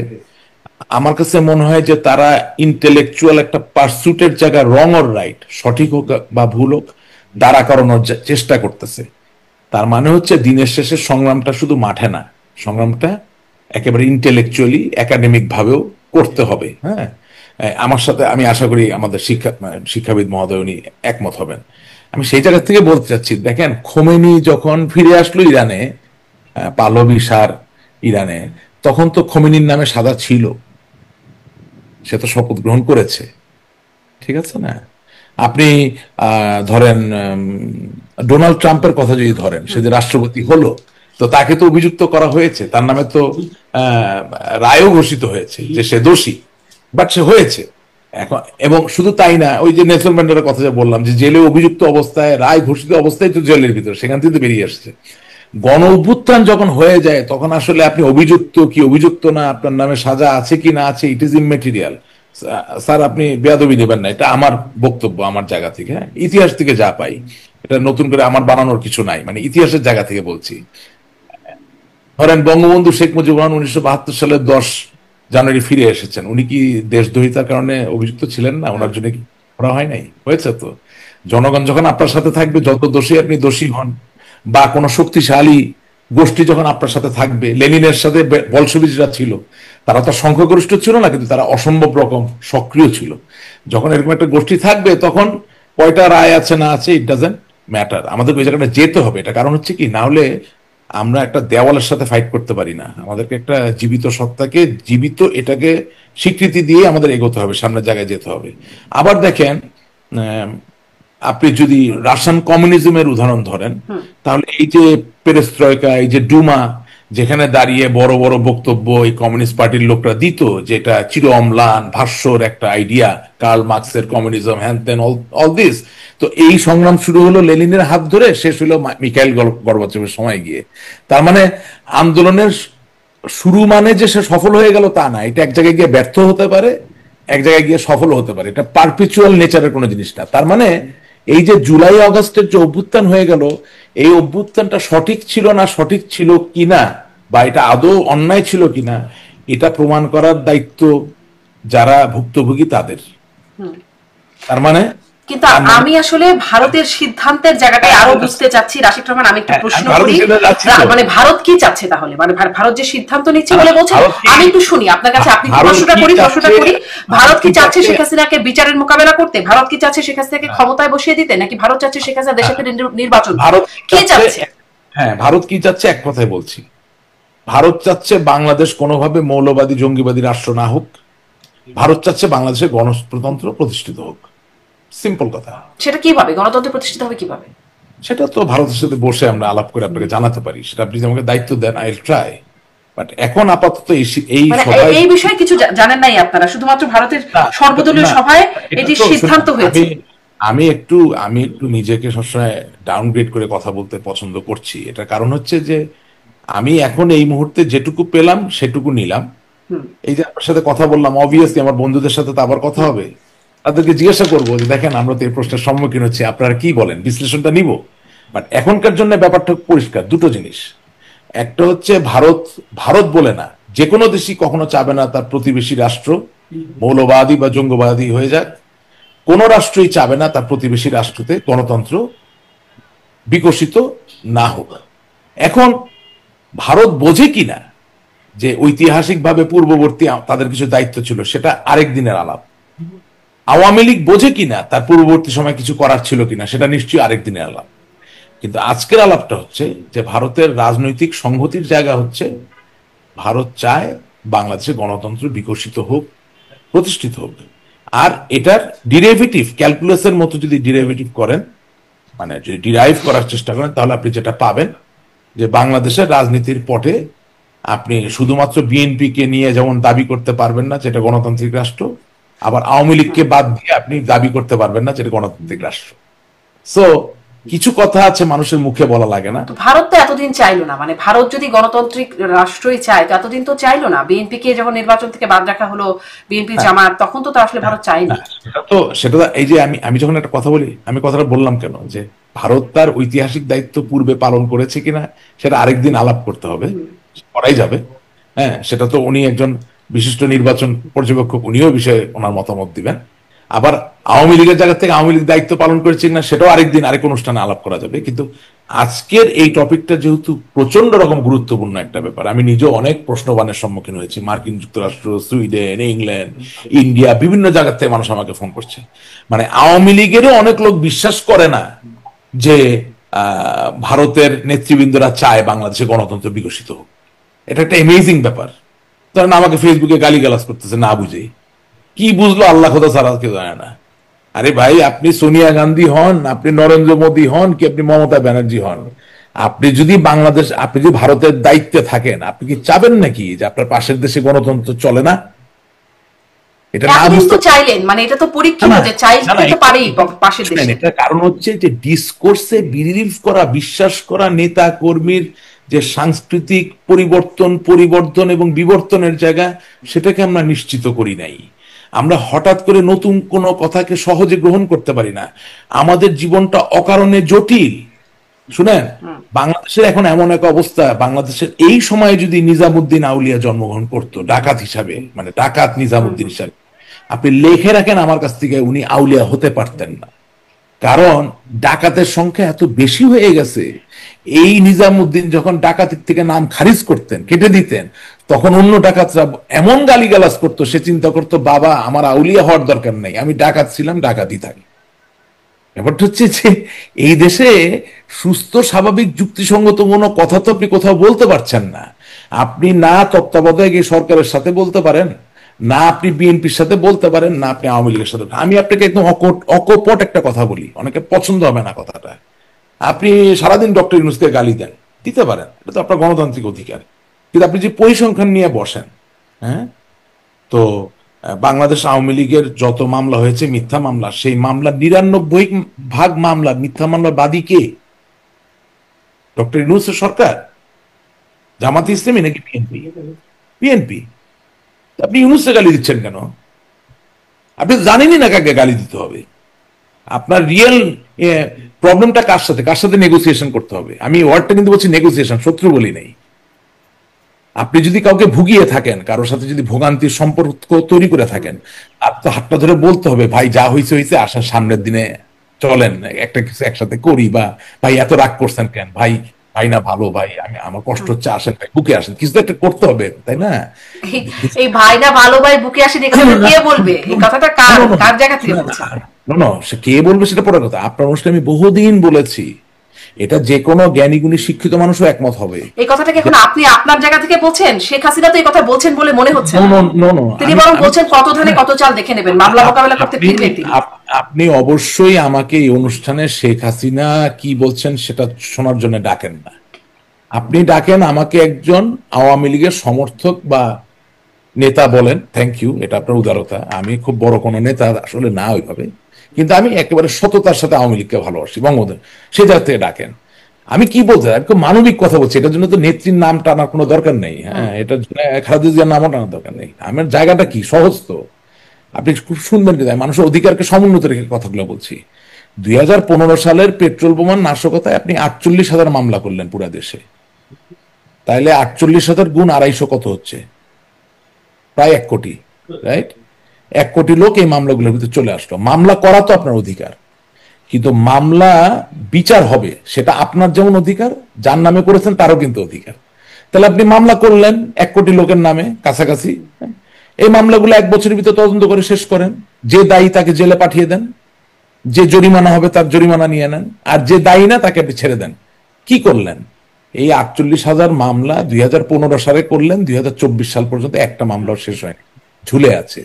তাহলে কি হলো? যারা মামলায় পড়ে আছে, যে দায়ী ব্যক্তি, যে নির্দোষ ব্যক্তি, তারা সকলে জমি বিক্রি করতেছে, পালায় থাকতেছে, দিনের পর দিন জামিন নিচ্ছে, আইনজীবীকে পয়সা দিচ্ছে, ঘুষ দিচ্ছে, কারেক্ট? আচ্ছা, কেন এটা প্রাসঙ্গিক? এই যে ভোগান্তির জায়গাটা, এই ভোগান্তি যখন রূপান্তরিত হয় তখন সেটা রাগে রূপান্তরিত হয়, ক্ষোভে। এখন ওই রাগ ক্ষোভ থেকে বাড়ি দখল হচ্ছে, জমি দখল হচ্ছে, বাড়িতে আগুন দিচ্ছে, পেটাচ্ছে। শিওর নেতৃত্ব নেত্রীর জায়গা থেকে বলবেনি, ওনার নেতা কর্মী যদি ওনাকে কান্নাকাটি করে উনি ভয় বা সাহস দিবেন, হ্যাঁ, বা একটু ধামকি তো দিতে হবে, নাহলে তো মানুষ ভয় পাবে না, এটা তো বাস্তবতা। হ্যাঁ, আপনি কি বলতে পারবেন হ্যাঁ পুলিশ ভাইয়া আপনি মেরেছেন আরো 10টা মারেন? এটা তো বলতে পারবেন না। হ্যাঁ, হ্যাঁ ভাইয়া আপনি বাড়ি পুড়িয়েছেন, একটা কেন পুরালেন, বাকিগুলো পুড়িয়ে দিয়েছেন, এটা তার নেত্রী বলতে পারেন না। অবশ্যই নেত্রীর শেষ রক্তবীর্য পর্যন্ত উনি ওনার নেতা কর্মীর পাশে থাকবেন, কিছু কর্কশ কথা বলবেন, এটা তো স্বাভাবিক। আমি আপনাকে বলছি হিউম্যানিটির কথা, দিনের শেষে কিছু জায়গা তো তৈরি হতে হবে। এখন আপনি সারাদিন ইউনুস ইউনুস ইউনুস ইউনুস করতেছেন, অথচ আমার নামে আজকে 16টা মামলা, 16টা মামলার বাদী হইল বিএনপির লোক। আমি এখানে ইউনুসকে করতে খুঁজে পাইলাম, এখানে তো সরকার বাদী না। মানে তাহলে কি এই যে আয় ভাই বুকে এই বক্তব্যটা বা এই অবস্থানটা কি আপনার কাকে অবস্থান? বলবো আয় ভাই বুকে, কাকে বলবো বলেন? আমাকে ফোন করে বলতেছে কিছু টাকা খরচ করেন মামলা উঠাই দিব। বাণিজ্য, তো বাণিজ্যটা কি করছে? সো আমি বলতে চাচ্ছি হ্যাঁ, ইউনুসকে আমি সেলিব্রেট করি না, সে আমার শত্রু ঠিকই আছে। বিএনপিও তো আমার এখনো বন্ধু হয় নাই। এখন এতগুলা শত্রুর সাথে ফাইট করব না কি আমি একটু কৌশল নিয়ে আগাবো? কৌশলটা কি হবে এটা বলছি। সেই কৌশলে আলাপের জায়গাটা তৈরি হয়নি। আর ভারতের জায়গাটা সহজ। আবার বলি, ভারত চায় বাংলাদেশের শান্তি আসুক, ভারত চায় বাংলাদেশের গণতন্ত্র প্রতিষ্ঠিত হোক। এখন আপনি আমি সুযোগ নিতে পারবো কিনা, নিতে চাই কিনা, আওয়ার ডিসিশন। জি, আমি আসলে সহজ কিন্তু সহজভাবে বুঝতে পারছি না। ভারত চায় শান্তি আসুক, ভারত চায় গণতন্ত্র, ভারত এতদিন চায় না, হঠাৎ করে চাচ্ছে, কেন চাচ্ছে উদ্দেশ্য বুঝতে চাই। এবং তার আগে আমি নাজমুল হাসান কলিমুল্লাহ, ডক্টর কলিমুল্লাহ, শুনেন, ভারত সবসময় চেয়েছে, ভারত কেন চাবে না? আপনি ভারতকে দোষ দিয়ে লাভ কি? তাহলে বিএনপি জামাত গণতন্ত্রে থাকলে তো সবারই থাকার কথা ছিল আসলে নির্বাচন। আমি আপনাকে বলি, what are the channels, let's talk about channels, let's talk about reality. এই যে চিন্ময় দাস এখন জেলে আছে, কথা বলছি, ভারতেও তো চিন্ময় দাসের মুক্তির জন্য একটা দাবি উঠেছে না? তো এই দাবিটা কিভাবে আসবে? ভারতীয় সরকার তো এই সরকারকেই পাঠাবে দাবিটা, তাহলে সরকারকে রিপ্লাই দিতে হবে যে হ্যাঁ জামিন হয় বা হয় না, ভালো লোক বা খুব খারাপ লোক, ছাড়বো বা ছাড়বো নাই। তো তো যখন ধরেন আওয়ামী লীগ ক্ষমতায় ছিল তখন গণতন্ত্র বিরাজমান কিনা বা কতটা না, সেই খবরাখবর তো আওয়ামী লীগ থেকেই তো যাবে। চ্যানেলটা তো এটাই ছিল। বললাম তো, আমাদের নিজস্ব চর্চা করার অনেক জায়গা আছে। আমরা একেবারে ধোয়া তুলসী পাতা, আমরা কোনো দোষ করি না, এটা যেমন বলা যাবে না, আবার সব দোষ আমরা একাই করেছি সেটাও বলা যাবে না। রাশিদ রহমান, ধন্যবাদ। আমি আরেকটু ডক্টর কলিমুল্লাহর কাছ থেকেও বুঝতে চাই, যেহেতু ভারতের সিদ্ধান্তের বিষয়টি তিনিও শুনছেন, জানছেন, দেশে ফেরানোর এই সিদ্ধান্তটা ভারতের সর্বদলীয় সভায় হয়েছে বলে আপনারা বলছেন, সেটি কিভাবে বাস্তবায়ন হবে? কিভাবে ভারত বাংলাদেশকে মানে বাংলাদেশের শেখ হাসিনাকে ফেরাবেন এবং ফেরানোর পরে আসলে পরিকল্পনা, মানে শুধু ফিরিয়ে নামিয়ে দিয়ে শেষটা, পরিকল্পনা কি? তার বিচার হবে সেটি? তিনি ক্ষমতায় যাবেন, তিনি নির্বাচন করবেন, আসলে কি? দেখুন, ফেয়ার ট্রায়াল বলে একটা বিষয় আছে, ক্যাঙ্গারু কোর্ট বলে আরেকটি উপাখ্যান আছে। তো ন্যাচারালি আপনার যে হুকুমত, হস্টাইল হুকুমত, সেটা তো আর যাই হোক আপনাকে ফেয়ার ট্রায়ালের অপরচুনিটি নাও দিতে পারে। Justice হারিড, justice buried. সুতরাং আপনার এখানে সেই কারণে একটি ভ্যালু ফ্রি, ভ্যালু নিউট্রাল তৃতীয় অন্তর্বর্তী সরকার অথবা ইমার্জেন্সি গভর্নমেন্ট আসতে হবে এবং তার আওতায় যথাযথ নিরাপত্তা এবং উইথ ডিগনিটি, উইথ রেসপেক্ট আপনি ডিফেন্ডেন্ট হিসেবে ফেস করতে পারেন, হোয়াট এভার ইট ইজ। আর এখানে আন্তর্জাতিক সম্প্রদায়ের একজন সম্মানিত সদস্য হিসেবে ভারতের কিছু চাওয়া পাওয়া থাকতেই পারে। কেন? সহভাগিতার ভিত্তিতে। এখন ভারত এই অঞ্চলের আনইন্টারাপ্টেড একমাত্র ডেমোক্রেটিক কান্ট্রি সিন্স 1947। আপনার ডোমিনিয়ন হিসেবে ইমার্জেন্স হওয়ার পরে ইভেন্চুয়ালি যখন তারা রিপাবলিকে রূপান্তরিত হলো, ভারতে কখনো মার্শাল রুল জারি হয়নি। ভারতে ইমার্জেন্সি রুল হয়তো একটু রাপচার বলতে পারেন, কিন্তু সবই কিন্তু ডেমোক্রেটিক ফেব্রিকে আমরা দেখেছি। compared to Pakistan, other Correct. country which emerged as a dominion to start with and then turned into a republic. এবং সেই রিপাবলিকটি আবার ডিসমেম্বারমেন্টের সম্মুখীন হলো। ইস্টার্ন উইং, যেটাকে মাশরিকি পাকিস্তান বলা হতো, তার স্বাধীন সার্বভৌম রাষ্ট্র বাংলাদেশ হিসেবে আবির্ভূত হল বিশ্ব মানচিত্রে। এবং সেখানে ভারত বলতে কুণ্ঠিত হওয়ার কোনো কারণ নেই, acted as the surrogate mother, ধাত্রী মাতা। অনেকে অপছন্দ করেন আমি এই কথাটি বলি বলে, কিন্তু জেনে কিছু তো বলতে হবে, it's reality, can't help it. এককভাবে মুক্তিবাহিনী কিন্তু এই বিজয়ের গৌরব অর্জন করেন। মিত্রবাহিনী সদস্যরা রক্ত প্রদান করেছেন, বুকের তাজা রক্ত ঢেলে দিয়েছেন। আমরা অতটা কৃতজ্ঞ নই যে একটি স্মৃতিস্তম্ভ আমরা স্থাপন করিনি, সেই আহাজারি কেউ কেউ করেন। আর বর্তমানে যারা হুকুমতে আছেন তারা তো প্রশ্নই আসলে এটা করবেন। একটু এই সময়ের কথা বলবেন ডক্টর কলিমুল্লাহ, এই সময়ের কথাটা আসলে খুবই বোঝা জরুরি, কারণ খুবই গুরুত্বপূর্ণ একটা বার্তা। যদি ভারতের কাছে এটি মানে সেটি কি আসলে ভারতের অন্যান্য অনেক প্রোপাগান্ডার মতো একটা প্রোপাগান্ডা, নাকি একটা সত্য ঘটনা যেটি কবে নাগাদ হতে পারে, এই বিষয়গুলো বোঝা আসলে খুব জরুরি। এই জন্য আমি যদি আপনার কাছে ঠিক এই বিষয়টা নিয়ে একটু জানি। আমাদের এ পর্যন্ত যে কয়জন রাষ্ট্রপতি এবং যে কয়জন সরকার প্রধান বা প্রধানমন্ত্রী বা প্রধান উপদেষ্টা হয়েছেন, তার মধ্যে একমাত্র প্রফেসর ইউনূস প্রথমবারের মতো ভারতের অভ্যন্তরীণ বিষয়ে মাথা ঘামিয়েছেন, কথা বলেছেন। দায়িত্ব নেওয়ার প্রাক্কালে এবং পরপর সেভেন সিস্টার নিয়ে তিনি যথেষ্ট কথাবার্তা বলেছেন এবং এটি আনপ্রেসিডেন্টেড। এখন খেয়াল করে দেখেন, তিনি কিন্তু বঙ্গোপসাগরের অধীশ্বর হিসেবে দাবি করেছেন নিজ দেশকে। এখন বিশাল যে তটরেখা বঙ্গোপসাগরে, তার কিয়দংশ মাত্র আমাদের জলসীমার মধ্যে পড়ে। আর আপনি যদি যে সমুদ্র বিজয়ের কথা আমরা বলি, সেটা কিন্তু স্ট্রেট লাইন না, একটা ত্রিভুজের মতো, উল্টো ত্রিভুজের মতো অবস্থান। দক্ষিণেও কিন্তু ভারত, আন্দামান নিকোবর আইল্যান্ডস বঙ্গোপসাগরে, উত্তরে ভারত, পূর্বে ভারত, পশ্চিমে ভারত, চারদিকে ভারত। তো সেই কারণে এরকম একটি অবস্থায়, এবং যেখানে প্রায় সর্বত্রই জলস্থলে অন্তরিক্ষে ভারতের সঙ্গে আপনার অভিন্ন সীমান্ত, সেখানে আপনি ভারত ফ্যাক্টরটা ইগনোর করে কিভাবে এককভাবে টিকে থাকবেন, জাহির করবেন। একটা ব্যাপার আছে স্যার, কিছু মনে না করলে একটু খুবই বারবার আপনাদের কাছে অনুরোধ করছি, আমি প্রেজেন্ট কনটেক্সটটা বুঝতে চাচ্ছি, প্রেজেন্ট যেই সেটির বিষয়ে বুঝতে চাচ্ছি। জি রাশিক রহমান যোগ করবেন। একটা জিনিস, দিনের শেষে এটা বাংলাদেশ আওয়ামী লীগ বিএনপি বলে না, বাংলাদেশ বলে কথাটা বলছি। ধরেন প্রত্যেকটা ন্যারেটিভে মার্কিন যুক্তরাষ্ট্রকে প্রতিপক্ষ করে ফেলে, আবার কিছু কিছু ন্যারেটিভে ভারতকে প্রতিপক্ষ করে আসলে দিনের শেষে আমাদের স্বার্থ সংরক্ষিত হয় না। দিনের শেষে আমি একেবারে খুব লেম্যানস এক্সাম্পল দিতে চাই, খুব টার্সিয়ারি লেভেলের এক্সাম্পল দিব না।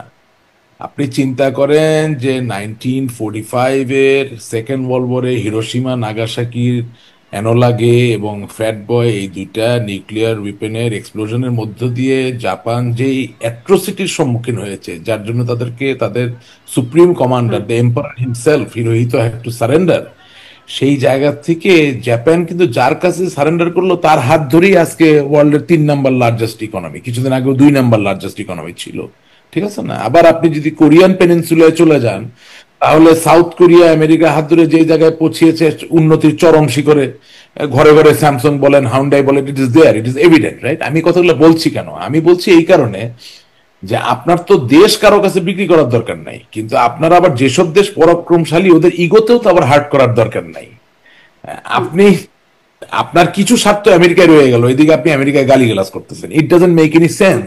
ভারতের সাথে আপনার স্বার্থ আছে তো, ব্যবসা বাণিজ্য, চামাল, হ্যাঁ, আপনি ভারতকে গালাগালাজ করতেছেন, আবার এদিকে আপনি প্রিভেইল করতে চাচ্ছেন। আপনি আননেসেসারিলি আপনার চলার পথটাকে কণ্টকাকীর্ণ করবেন কেন? আপনার কারোর সাথে বন্ধুত্ব, সেটি একটা খুবই যৌক্তিক প্রশ্ন হতেই পারে যে আননেসেসারি কেন কণ্টকাকীর্ণ করা। এই না যে আপনি দেশের স্বার্থ জলাঞ্জলি দিয়ে দিচ্ছেন।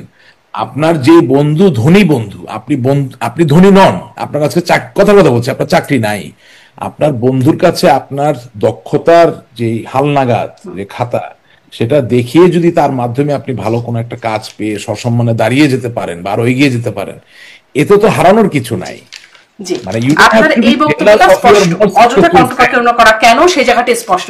আমি ডক্টর কলিমুল্লাহ এই জায়গাটা একটু খুব আমি মানে খুব এই জায়গাটি স্পষ্ট হতে চাই, আর কিছু অন্যদিকে না গিয়ে যদি এই জায়গাটি বলেন, ভারত কিভাবে শেখ হাসিনাকে ফেরানোর পরিকল্পনা করছে, সিদ্ধান্তটা ভারতের কিরকম, কবে নাগাদ সেটি করবে এবং কি উদ্দেশ্যে সেটি করবে। মানে আমি একদম উদ্দেশ্য বলতে মোটা দাগে উদ্দেশ্য না, সুনির্দিষ্ট উদ্দেশ্য জানতে চাই, তাকে বিচারের মুখোমুখি করা, তাকে মানে যে প্রশ্নটি করছিলাম ক্ষমতা বিচার বা নির্বাচন, কি উদ্দেশ্যে?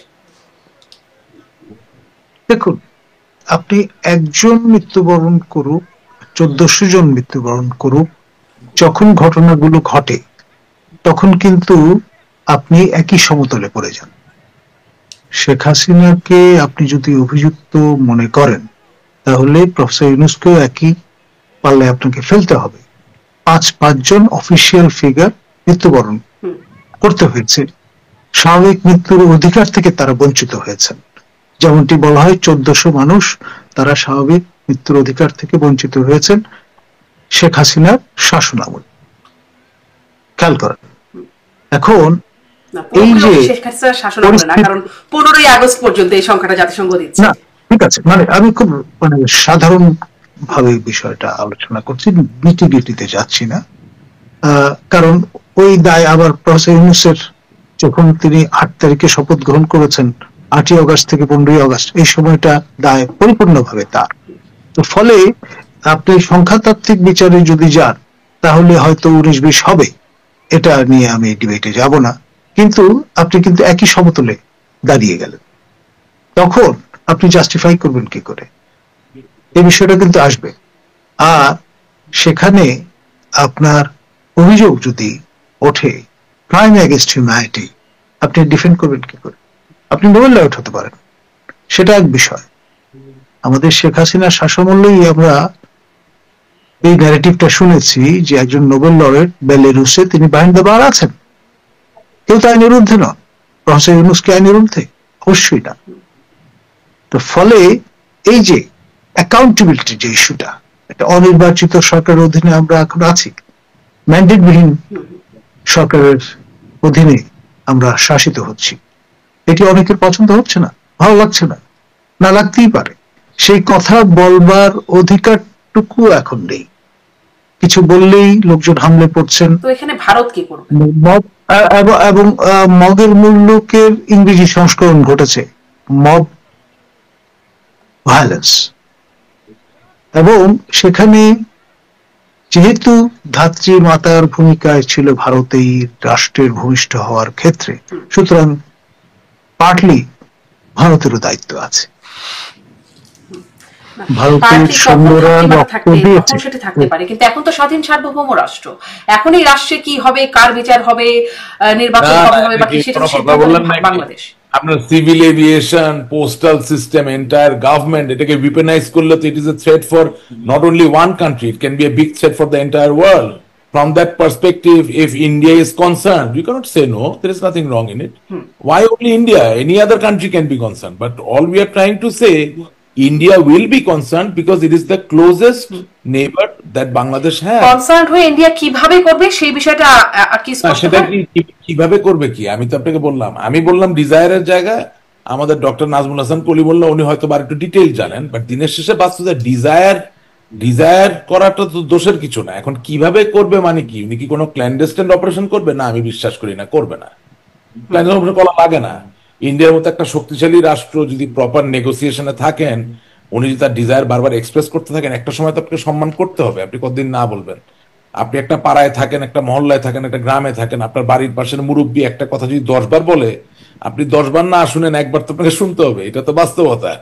আপনি তো একটা ইকোসিস্টেমে আছেন। সো নট নেসেসারিলি টম ক্রুজের মিশন ইম্পসিবল এর মতো আপনার একদম লেজার দিয়া মাস্ক বানাইয়া হাতে পিস্তল নিয়ে গিয়ে জায়গা দখল, এইভাবে তার করা লাগে না। things work in a different way. International diplomacy that itself তো is সেটা কি আগামী মাসেই হতে পারে, মানে যেটি ডক্টর কলিমুল্লাহ বলছেন হুকুমতের পরিবর্তন? ওটা ডক্টর কলিমুল্লাহ ওনার তথ্যের জায়গা থেকে বলেছেন। I will not encroach, I know my limits, and I know my boundaries. আমার জায়গা সহজ, আমার তো এই মাস বা আগামী মাস বা 6 মাসের বিষয়ই নাই। আমি তো আরো সহজ কথা আপনাকে বললাম। আমার কথা হচ্ছে যাই হোক না কেন, যদি কোনো ঘটনা ঘটে বাংলাদেশের জন্য ওভারঅল ভালো না হয়, তাহলে সেই ঘটনা ঘটার মানে কি? আপনি শুনেন, আমি একটা অকপট কথা আপনাকে বলি। আমার বয়স যদি 80 বছর হয়ে থাকে, 90 বছর হয়ে যেয়ে থাকে, আর আমি এই যে বাচ্চা ছেলে যারা এগুলা করতেছে, যেটা ডক্টর নাজমুল হাসান বললেন যে চিন্তা করে, মানে এক একটা ট্র্যাপ তৈরি করে করে বা একটা ডিজাইন করে যে কাজগুলা করতেছে, তার সাথে কতক্ষণ আমি ফাইট করব? একটা তো সমাজে একটা মানে বয়স অবস্থানের ব্যাপারও তো থাকে। তো আমাদের প্রিপেয়ার্ডনেসটা কি? বারবার কিন্তু আমরা এগুলোকে পার্টিজান করে ফেলতেছি। আমরা তো পার্টিজান করতে পারি না। আপনি আজকে কথার কথা বলছি, যেমন ধরুন ঢাকা শহর থেকে একটা অভিনেতা অভিনেত্রী ঢাকা শহরে থাকছে না যারা কথিত দশা ভালো, মানে ট্যালেন্টেড, সব আমেরিকা কানাডা এসে, কেন অস্ট্রেলিয়া চলে আসতেছে বলেন তো? কেন? কোথায় Bangla channel? Because they are not feeling safe, they are not feeling, they don't feel that there is any security. ভালো ভালো লেখক যে যেখান থেকে সুযোগ পাচ্ছে বাংলায় লেখার কথা, বাংলাদেশে বসে সেটা ছাইরা তারা চলে যাচ্ছে এমন জায়গায় যেখানে বাংলার কোনো কারবার নাই, বিকজ নিরাপদ বোধ করছে না। তার মানে কি? তার মনে হচ্ছে আর we prepared to save our country? প্রশ্নের উত্তরটা হচ্ছে আমার মনে হচ্ছে না এখনো, বাট এই সিদ্ধান্তগুলো তো নিতে হবে। সেটা নিতে গেলে আপনি শুধু নিজে নিজে আলাপ করলে, আমি আওয়ামী লীগ নিজে নিজে আলাপ করলে কি হয়? আমাকে তো অন্যের সাথেও কথা বলতে হবে। যুদ্ধ চলাকালীন সময় তো কথা চলে। আপনার স্কাউট আছে, সাদা পতাকা, স্যার তো he is also a colonel in the Bangladesh territorial forces, হ্যাঁ, বাংলাদেশ ন্যাশনাল ক্যাডেট করে। আমি নিজে গুডউইল অ্যাম্বাসেডর ছিলাম। তো এখন ঘটনা হচ্ছে যে সাদা পতাকা এখন আছে, সাদা পতাকা, মানে যদি সাবেক অন্যরা না হয় তাহলে আমি আছি এখনো, তাই না? Thank you. তো সাদা পতাকা নিয়ে আপনি তো মেইল নিয়ে যাবেন, বার্তা নিয়ে যাবেন, আলাপ হবে, যুদ্ধবিরতি হবে, আবার আলাপ হবে, চলবে। তো প্রবলেম হচ্ছে যে ডায়ালগের জায়গাটা টোটালি থেমে গেছে। আমরা আমরা আমরাও যদি বলতাম ডক্টর নাজমুল হাসান কলিমুল্লাহকে যে আপনি আওয়ামী লীগ করেন না, ঠিক আছে, আপনি একজন শিক্ষাবিদ, আপনি একটা বিশ্ববিদ্যালয়ের ভিসি ছিলেন, ওকে, আপনি এই ম্যাটারটা আমাদের পক্ষ থেকে একটু অমুক লোকের সাথে আলাপ করেন। আমরা তো সেই মোডেও নাই। আপনি শুধু ফাইট করবেন সারাদিন রাত, এটা তো হয় না। আপনাকে তো আলাপ আলোচনা করতে হবে। তো আপনি মনে করেন, একদম দ্যাথিং কণ্ঠে বলতে চাই, আওয়ামী লীগের যে কয়টা নেতাকর্মী কিছু হলেও জামিন পাচ্ছে, তাদের জন্য আল্লাহর কাছে দোয়া করি যাতে তারা এই অবস্থায় থাকুক। তারাও, এই বেচারারাও কিন্তু অন্ধকারে, একটু গোপনে, একটু অপরপক্ষ, মানে যিনি বাদী অর্থাৎ বিএনপির যিনি মামলাটা দিচ্ছেন, তার হাতে পায়ে ধরে কিন্তু একটা জায়গায় যে জামিনটা নিচ্ছেন। এখন এই বেচারা জামিন নিয়ে যখন একটু স্বস্তির নিঃশ্বাস ফেলছেন, আমি কি তাকে দায়ী করতে পারি? আমি কি বলতে পারি যে তিনি আওয়ামী লীগের সাথে নো, নট এট অল, বিশ্বাসঘাতকতা করেন নাই। আচ্ছা, আপন প্রাণ বাঁচা। সম্মানীয় রাশেদ রহমান, এখানে আমি ছোট্ট একটু জি জি কমপ্লিমেন্ট করি।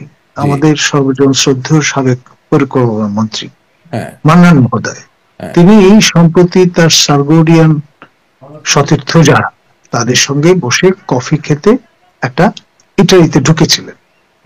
হঠাৎ করে পুলিশ এসে হাজির যে ভাই আপনাকে আটক করতে হবে। কেন? যে আমাদের তরুণ তুর্কি লোকজন দেখিয়ে দিয়েছে যে আপনি একটা আওয়ামী লীগ নেতা, এখানে বসে কি করছেন, আপনার তো জেলে থাকার কথা। তো যাই হোক, সেখানে মাননীয় উপদেষ্টা কয়েকজন ছিলেন মন্ত্রী মর্যাদায় বর্তমান ক্যাবিনেটে, তারাও খুব অবাক যে কি ব্যাপার, পুলিশের কোন ইনসিস্ট করছে কেন। পরে বললেন যে তার নিরাপত্তার জন্য যদি তারা তাকে আটক করে নিয়ে না যান তাহলে এখানে মব হবে, মানে যারা আইন নিজের হাতে তুলে নিতে চান তারা এসে হাজির হবে। এবং পরে জানা গেল যে তাকে সসম্মানে তারা তার বাসায় পৌঁছে দিয়েছে, ওখান থেকে নিয়ে গেছে। এবং বাকি এখানে যারা ছিলেন, উপদেষ্টাদের সাথে বসে কফি খাচ্ছিলেন মান্নান মহোদয়, তাই বলছেন? কোন উপদেষ্টা ছিলেন এবং মানে সাবেক সরকারের ক্যাবিনেট সেক্রেটারি ছিলেন, এবং তাদের প্রত্যেকের নাম ঠিকানা পুলিশ লিখে নিয়ে গেছে। যদি পরে জানা গেল যে তিনি জামিনে আছেন, এখন একজন জামিন প্রাপ্ত ব্যক্তি, আদালতের নির্দেশে যাকে জামিন দেওয়া হয়েছে, তাকে তো আপনি নতুন করে আবার আটক করতে পারেন না। আমি একটু ওখানে ওনার সাথে সাপ্লিমেন্ট করি। মানে ধরেন ডেভিড বার্গম্যান, সারা হোসেন, ডক্টর কামর হোসেন, এগুলো তো খুব প্রচলিত নাম আমাদের কাছে, তাই না? এগুলো নিয়ে তো অনেক কিছু হয়েছে, তো হয়েছে না? তো এখন দেখেন, আপনি যেই মামলায় জামিন পান সেই মামলায় জামিন হয় না। আপনি হাইকোর্টে যেই মামলায় যেই বেঞ্চ জামিনের কথা শোনার কথা, সে ক্যাটেগরিক্যালি জামিনটা না শুনে, মানে শুনানিটা না করে রেখে দিচ্ছে দিনের পর দিন, অথবা বিব্রত হচ্ছে। অথবা বিরোধ হচ্ছে। আর এই যে সারা হোসেন, হ্যাঁ, যাকে নিয়ে আপনার এত জল্পনা কল্পনা, এত কিছু অ্যান্টি স্টেট হ্যান ত্যান সব চালালেন, এখন এই বেচারা যখন আপনার পক্ষে কথা বলে যে রাশেক রহমানকে জামিনটা দেওয়া দরকার, মান্নান সাহেবকে জামিনটা দেওয়া দরকার, ইঞ্জিনিয়ার মোশাররফ সাহেব বয়ঃপ্রাপ্ত একজন মুরব্বী মানুষ, ওনাকে জামিনটা দেওয়া দরকার, এটার মানে কি? এটার মানে হচ্ছে যে there is no substitute to dialogue even when you are fighting a war, because time is the greatest healer and time decides who is your real friend and who is not. ওনারা মানবাধিকার কর্মী, আইনজীবী, সাংবাদিক, ওনারা ওনাদের মতো কাজ করছেন। আপনারা সহ্য করতে পারছেন কি পারেন না, সেটা তো আপনাদের জায়গা। মানবাধিকার কর্মী কোন, শারমিন, আই এম সরি, মানবাধিকার কর্মী কোন চাকরি না, এইভাবে কথাটা বলেন না। আইনজীবী, সাংবাদিক না, আইনজীবীও না, মানুষের সত্তাকে মূল্য দিতে হবে। কিছু লোক ওনারা চান সততার জয় হোক, কিছু লোক বিচারের জয় হোক, সেটার জন্য আইনজীবী হওয়ার দরকার নাই, মানবাধিকার কর্মী হওয়ার দরকার। এটা সত্তার হৃদয়ের ব্যাপার। আমি এই কথাটা বলছি এই কারণে যে সময় প্রমাণ করে দেয় যে আসলে সত্যিকার অর্থে মৌলিক জায়গায়, মানে আদর্শের জায়গায়, বিশ্বাস জায়গায় কি আপনার বন্ধু। সবাই আপনার দল করবে এমন কোনো কথা নাই, সবাই আপনাকে নেতা মানবে, পায়ে ধরে সালাম করবে এমন কোনো কথা নাই, কিন্তু পৃথিবীর কিছু ইউনিভার্সাল অলিখিত আইন আছে, সেগুলোতে বিশ্বাস করবে। হ্যাঁ, তো যেটা উনিও যেদিকে ইঙ্গিত করলেন, আমিও সেদিকে ইঙ্গিত করতে চাই যে আমাদের সংগ্রাম আন্দোলনের জারির জায়গায় আমাদের মুখপাত্র বলেন, আমাদের কোনো ব্যক্তিকে দায়িত্ব দেওয়ার ব্যাপারটা খুব জরুরি, এই কারণে যে কিছু কিছু জায়গায় আলাপ আলোচনার প্রয়োজন আছে। আপনি কি এই বার্তাটা আপনার দলে ঠিক মতো দিতে পারছেন যে আলাপ আলোচনা, মানে আপনি যদি দিতে চাচ্ছেন? শুনেন, এটা কিরকম একটা উদাহরণ দিচ্ছি আপনাকে। আমার জামিনও যদি চেতে হয়, অস্ত্রের মুখে তো আপনি জামিন চাইতে পারবেন না। আমার আইনজীবীকে তো বিচারকের সামনে, এই সরকারের বিচারকের সামনে বলতে হবে যে রাশেক রহমানের জামিন দেন। সেটা তো আলোচনা, মুখ দিয়েই বলতে হবে, বল প্রয়োগ করে তো করতে পারবেন না, চুক্তি দিয়ে করতে হবে। So all I am trying to say যে যুদ্ধ সবসময় অস্ত্র নিয়ে হবে, হাতে লাঠি নিয়ে, তা না, এটা একটা সমন্বিত ব্যাপার। এটার ভিতরে মানে এটি আপনার দলকে আপনি এই কৌশল নিতে বলছেন? অবশ্যই আপনাকে রাজনীতি ফিরতে হবে না। আপনি ডক্টর কলিমুল্লাহ, শেষ করব, আমার মানে অনেক বেশি বড় করতে চাই না, শেষ করব আপনার কাছে একটু এটা জানতে চাই যে এখানে মানে আপনারা ভারতের বিষয়ে কথা বলছে, ভারত এরকম সিদ্ধান্ত নিচ্ছে, যদিও এটি বুঝতে পারছি না যে কিভাবে তারা এটা করবে, সেটি বুঝতে পারছি না, কিন্তু আপনাদের তথ্যসূত্র যেটি বলছে যেটি ভারত এরকম একটা সিদ্ধান্ত নিচ্ছে, এর সাথে মার্কিন সিদ্ধান্তের কোনো যোগসাজশ আছে কিনা বা তাদের কোনো প্রভাব আছে কিনা? একটা সময় বলা হতো যে আপনি মার্কিনীদের স্বার্থ পক্ষে কাজ করছেন, আওয়ামী লীগ সরকার যখন ক্ষমতায় ছিল, আপনাকে তখন এরকম ট্যাগও দেওয়া হতো যে আপনি যেতে হবে। আপনি স্যারের কথা শুনেন। হ্যাঁ, আমার একটু জরুরি একটা কাজ আছে। আচ্ছা আচ্ছা, ঠিক আছে রাশেক রহমান, ধন্যবাদ। আপনি তাহলে স্যার, আমি একটা কথা শুধু বলে যেতে চাই, আজকে যদি আওয়ামী লীগ সংগ্রাম আন্দোলনের পাশাপাশি আলাপ, এই তিনটা জিনিস চালায়, আগামীকাল থেকে আওয়ামী লীগ চ্যাম্পিয়ন, জেনে রাখবেন। আপনাকে ধন্যবাদ। অনেক ধন্যবাদ রাশেক।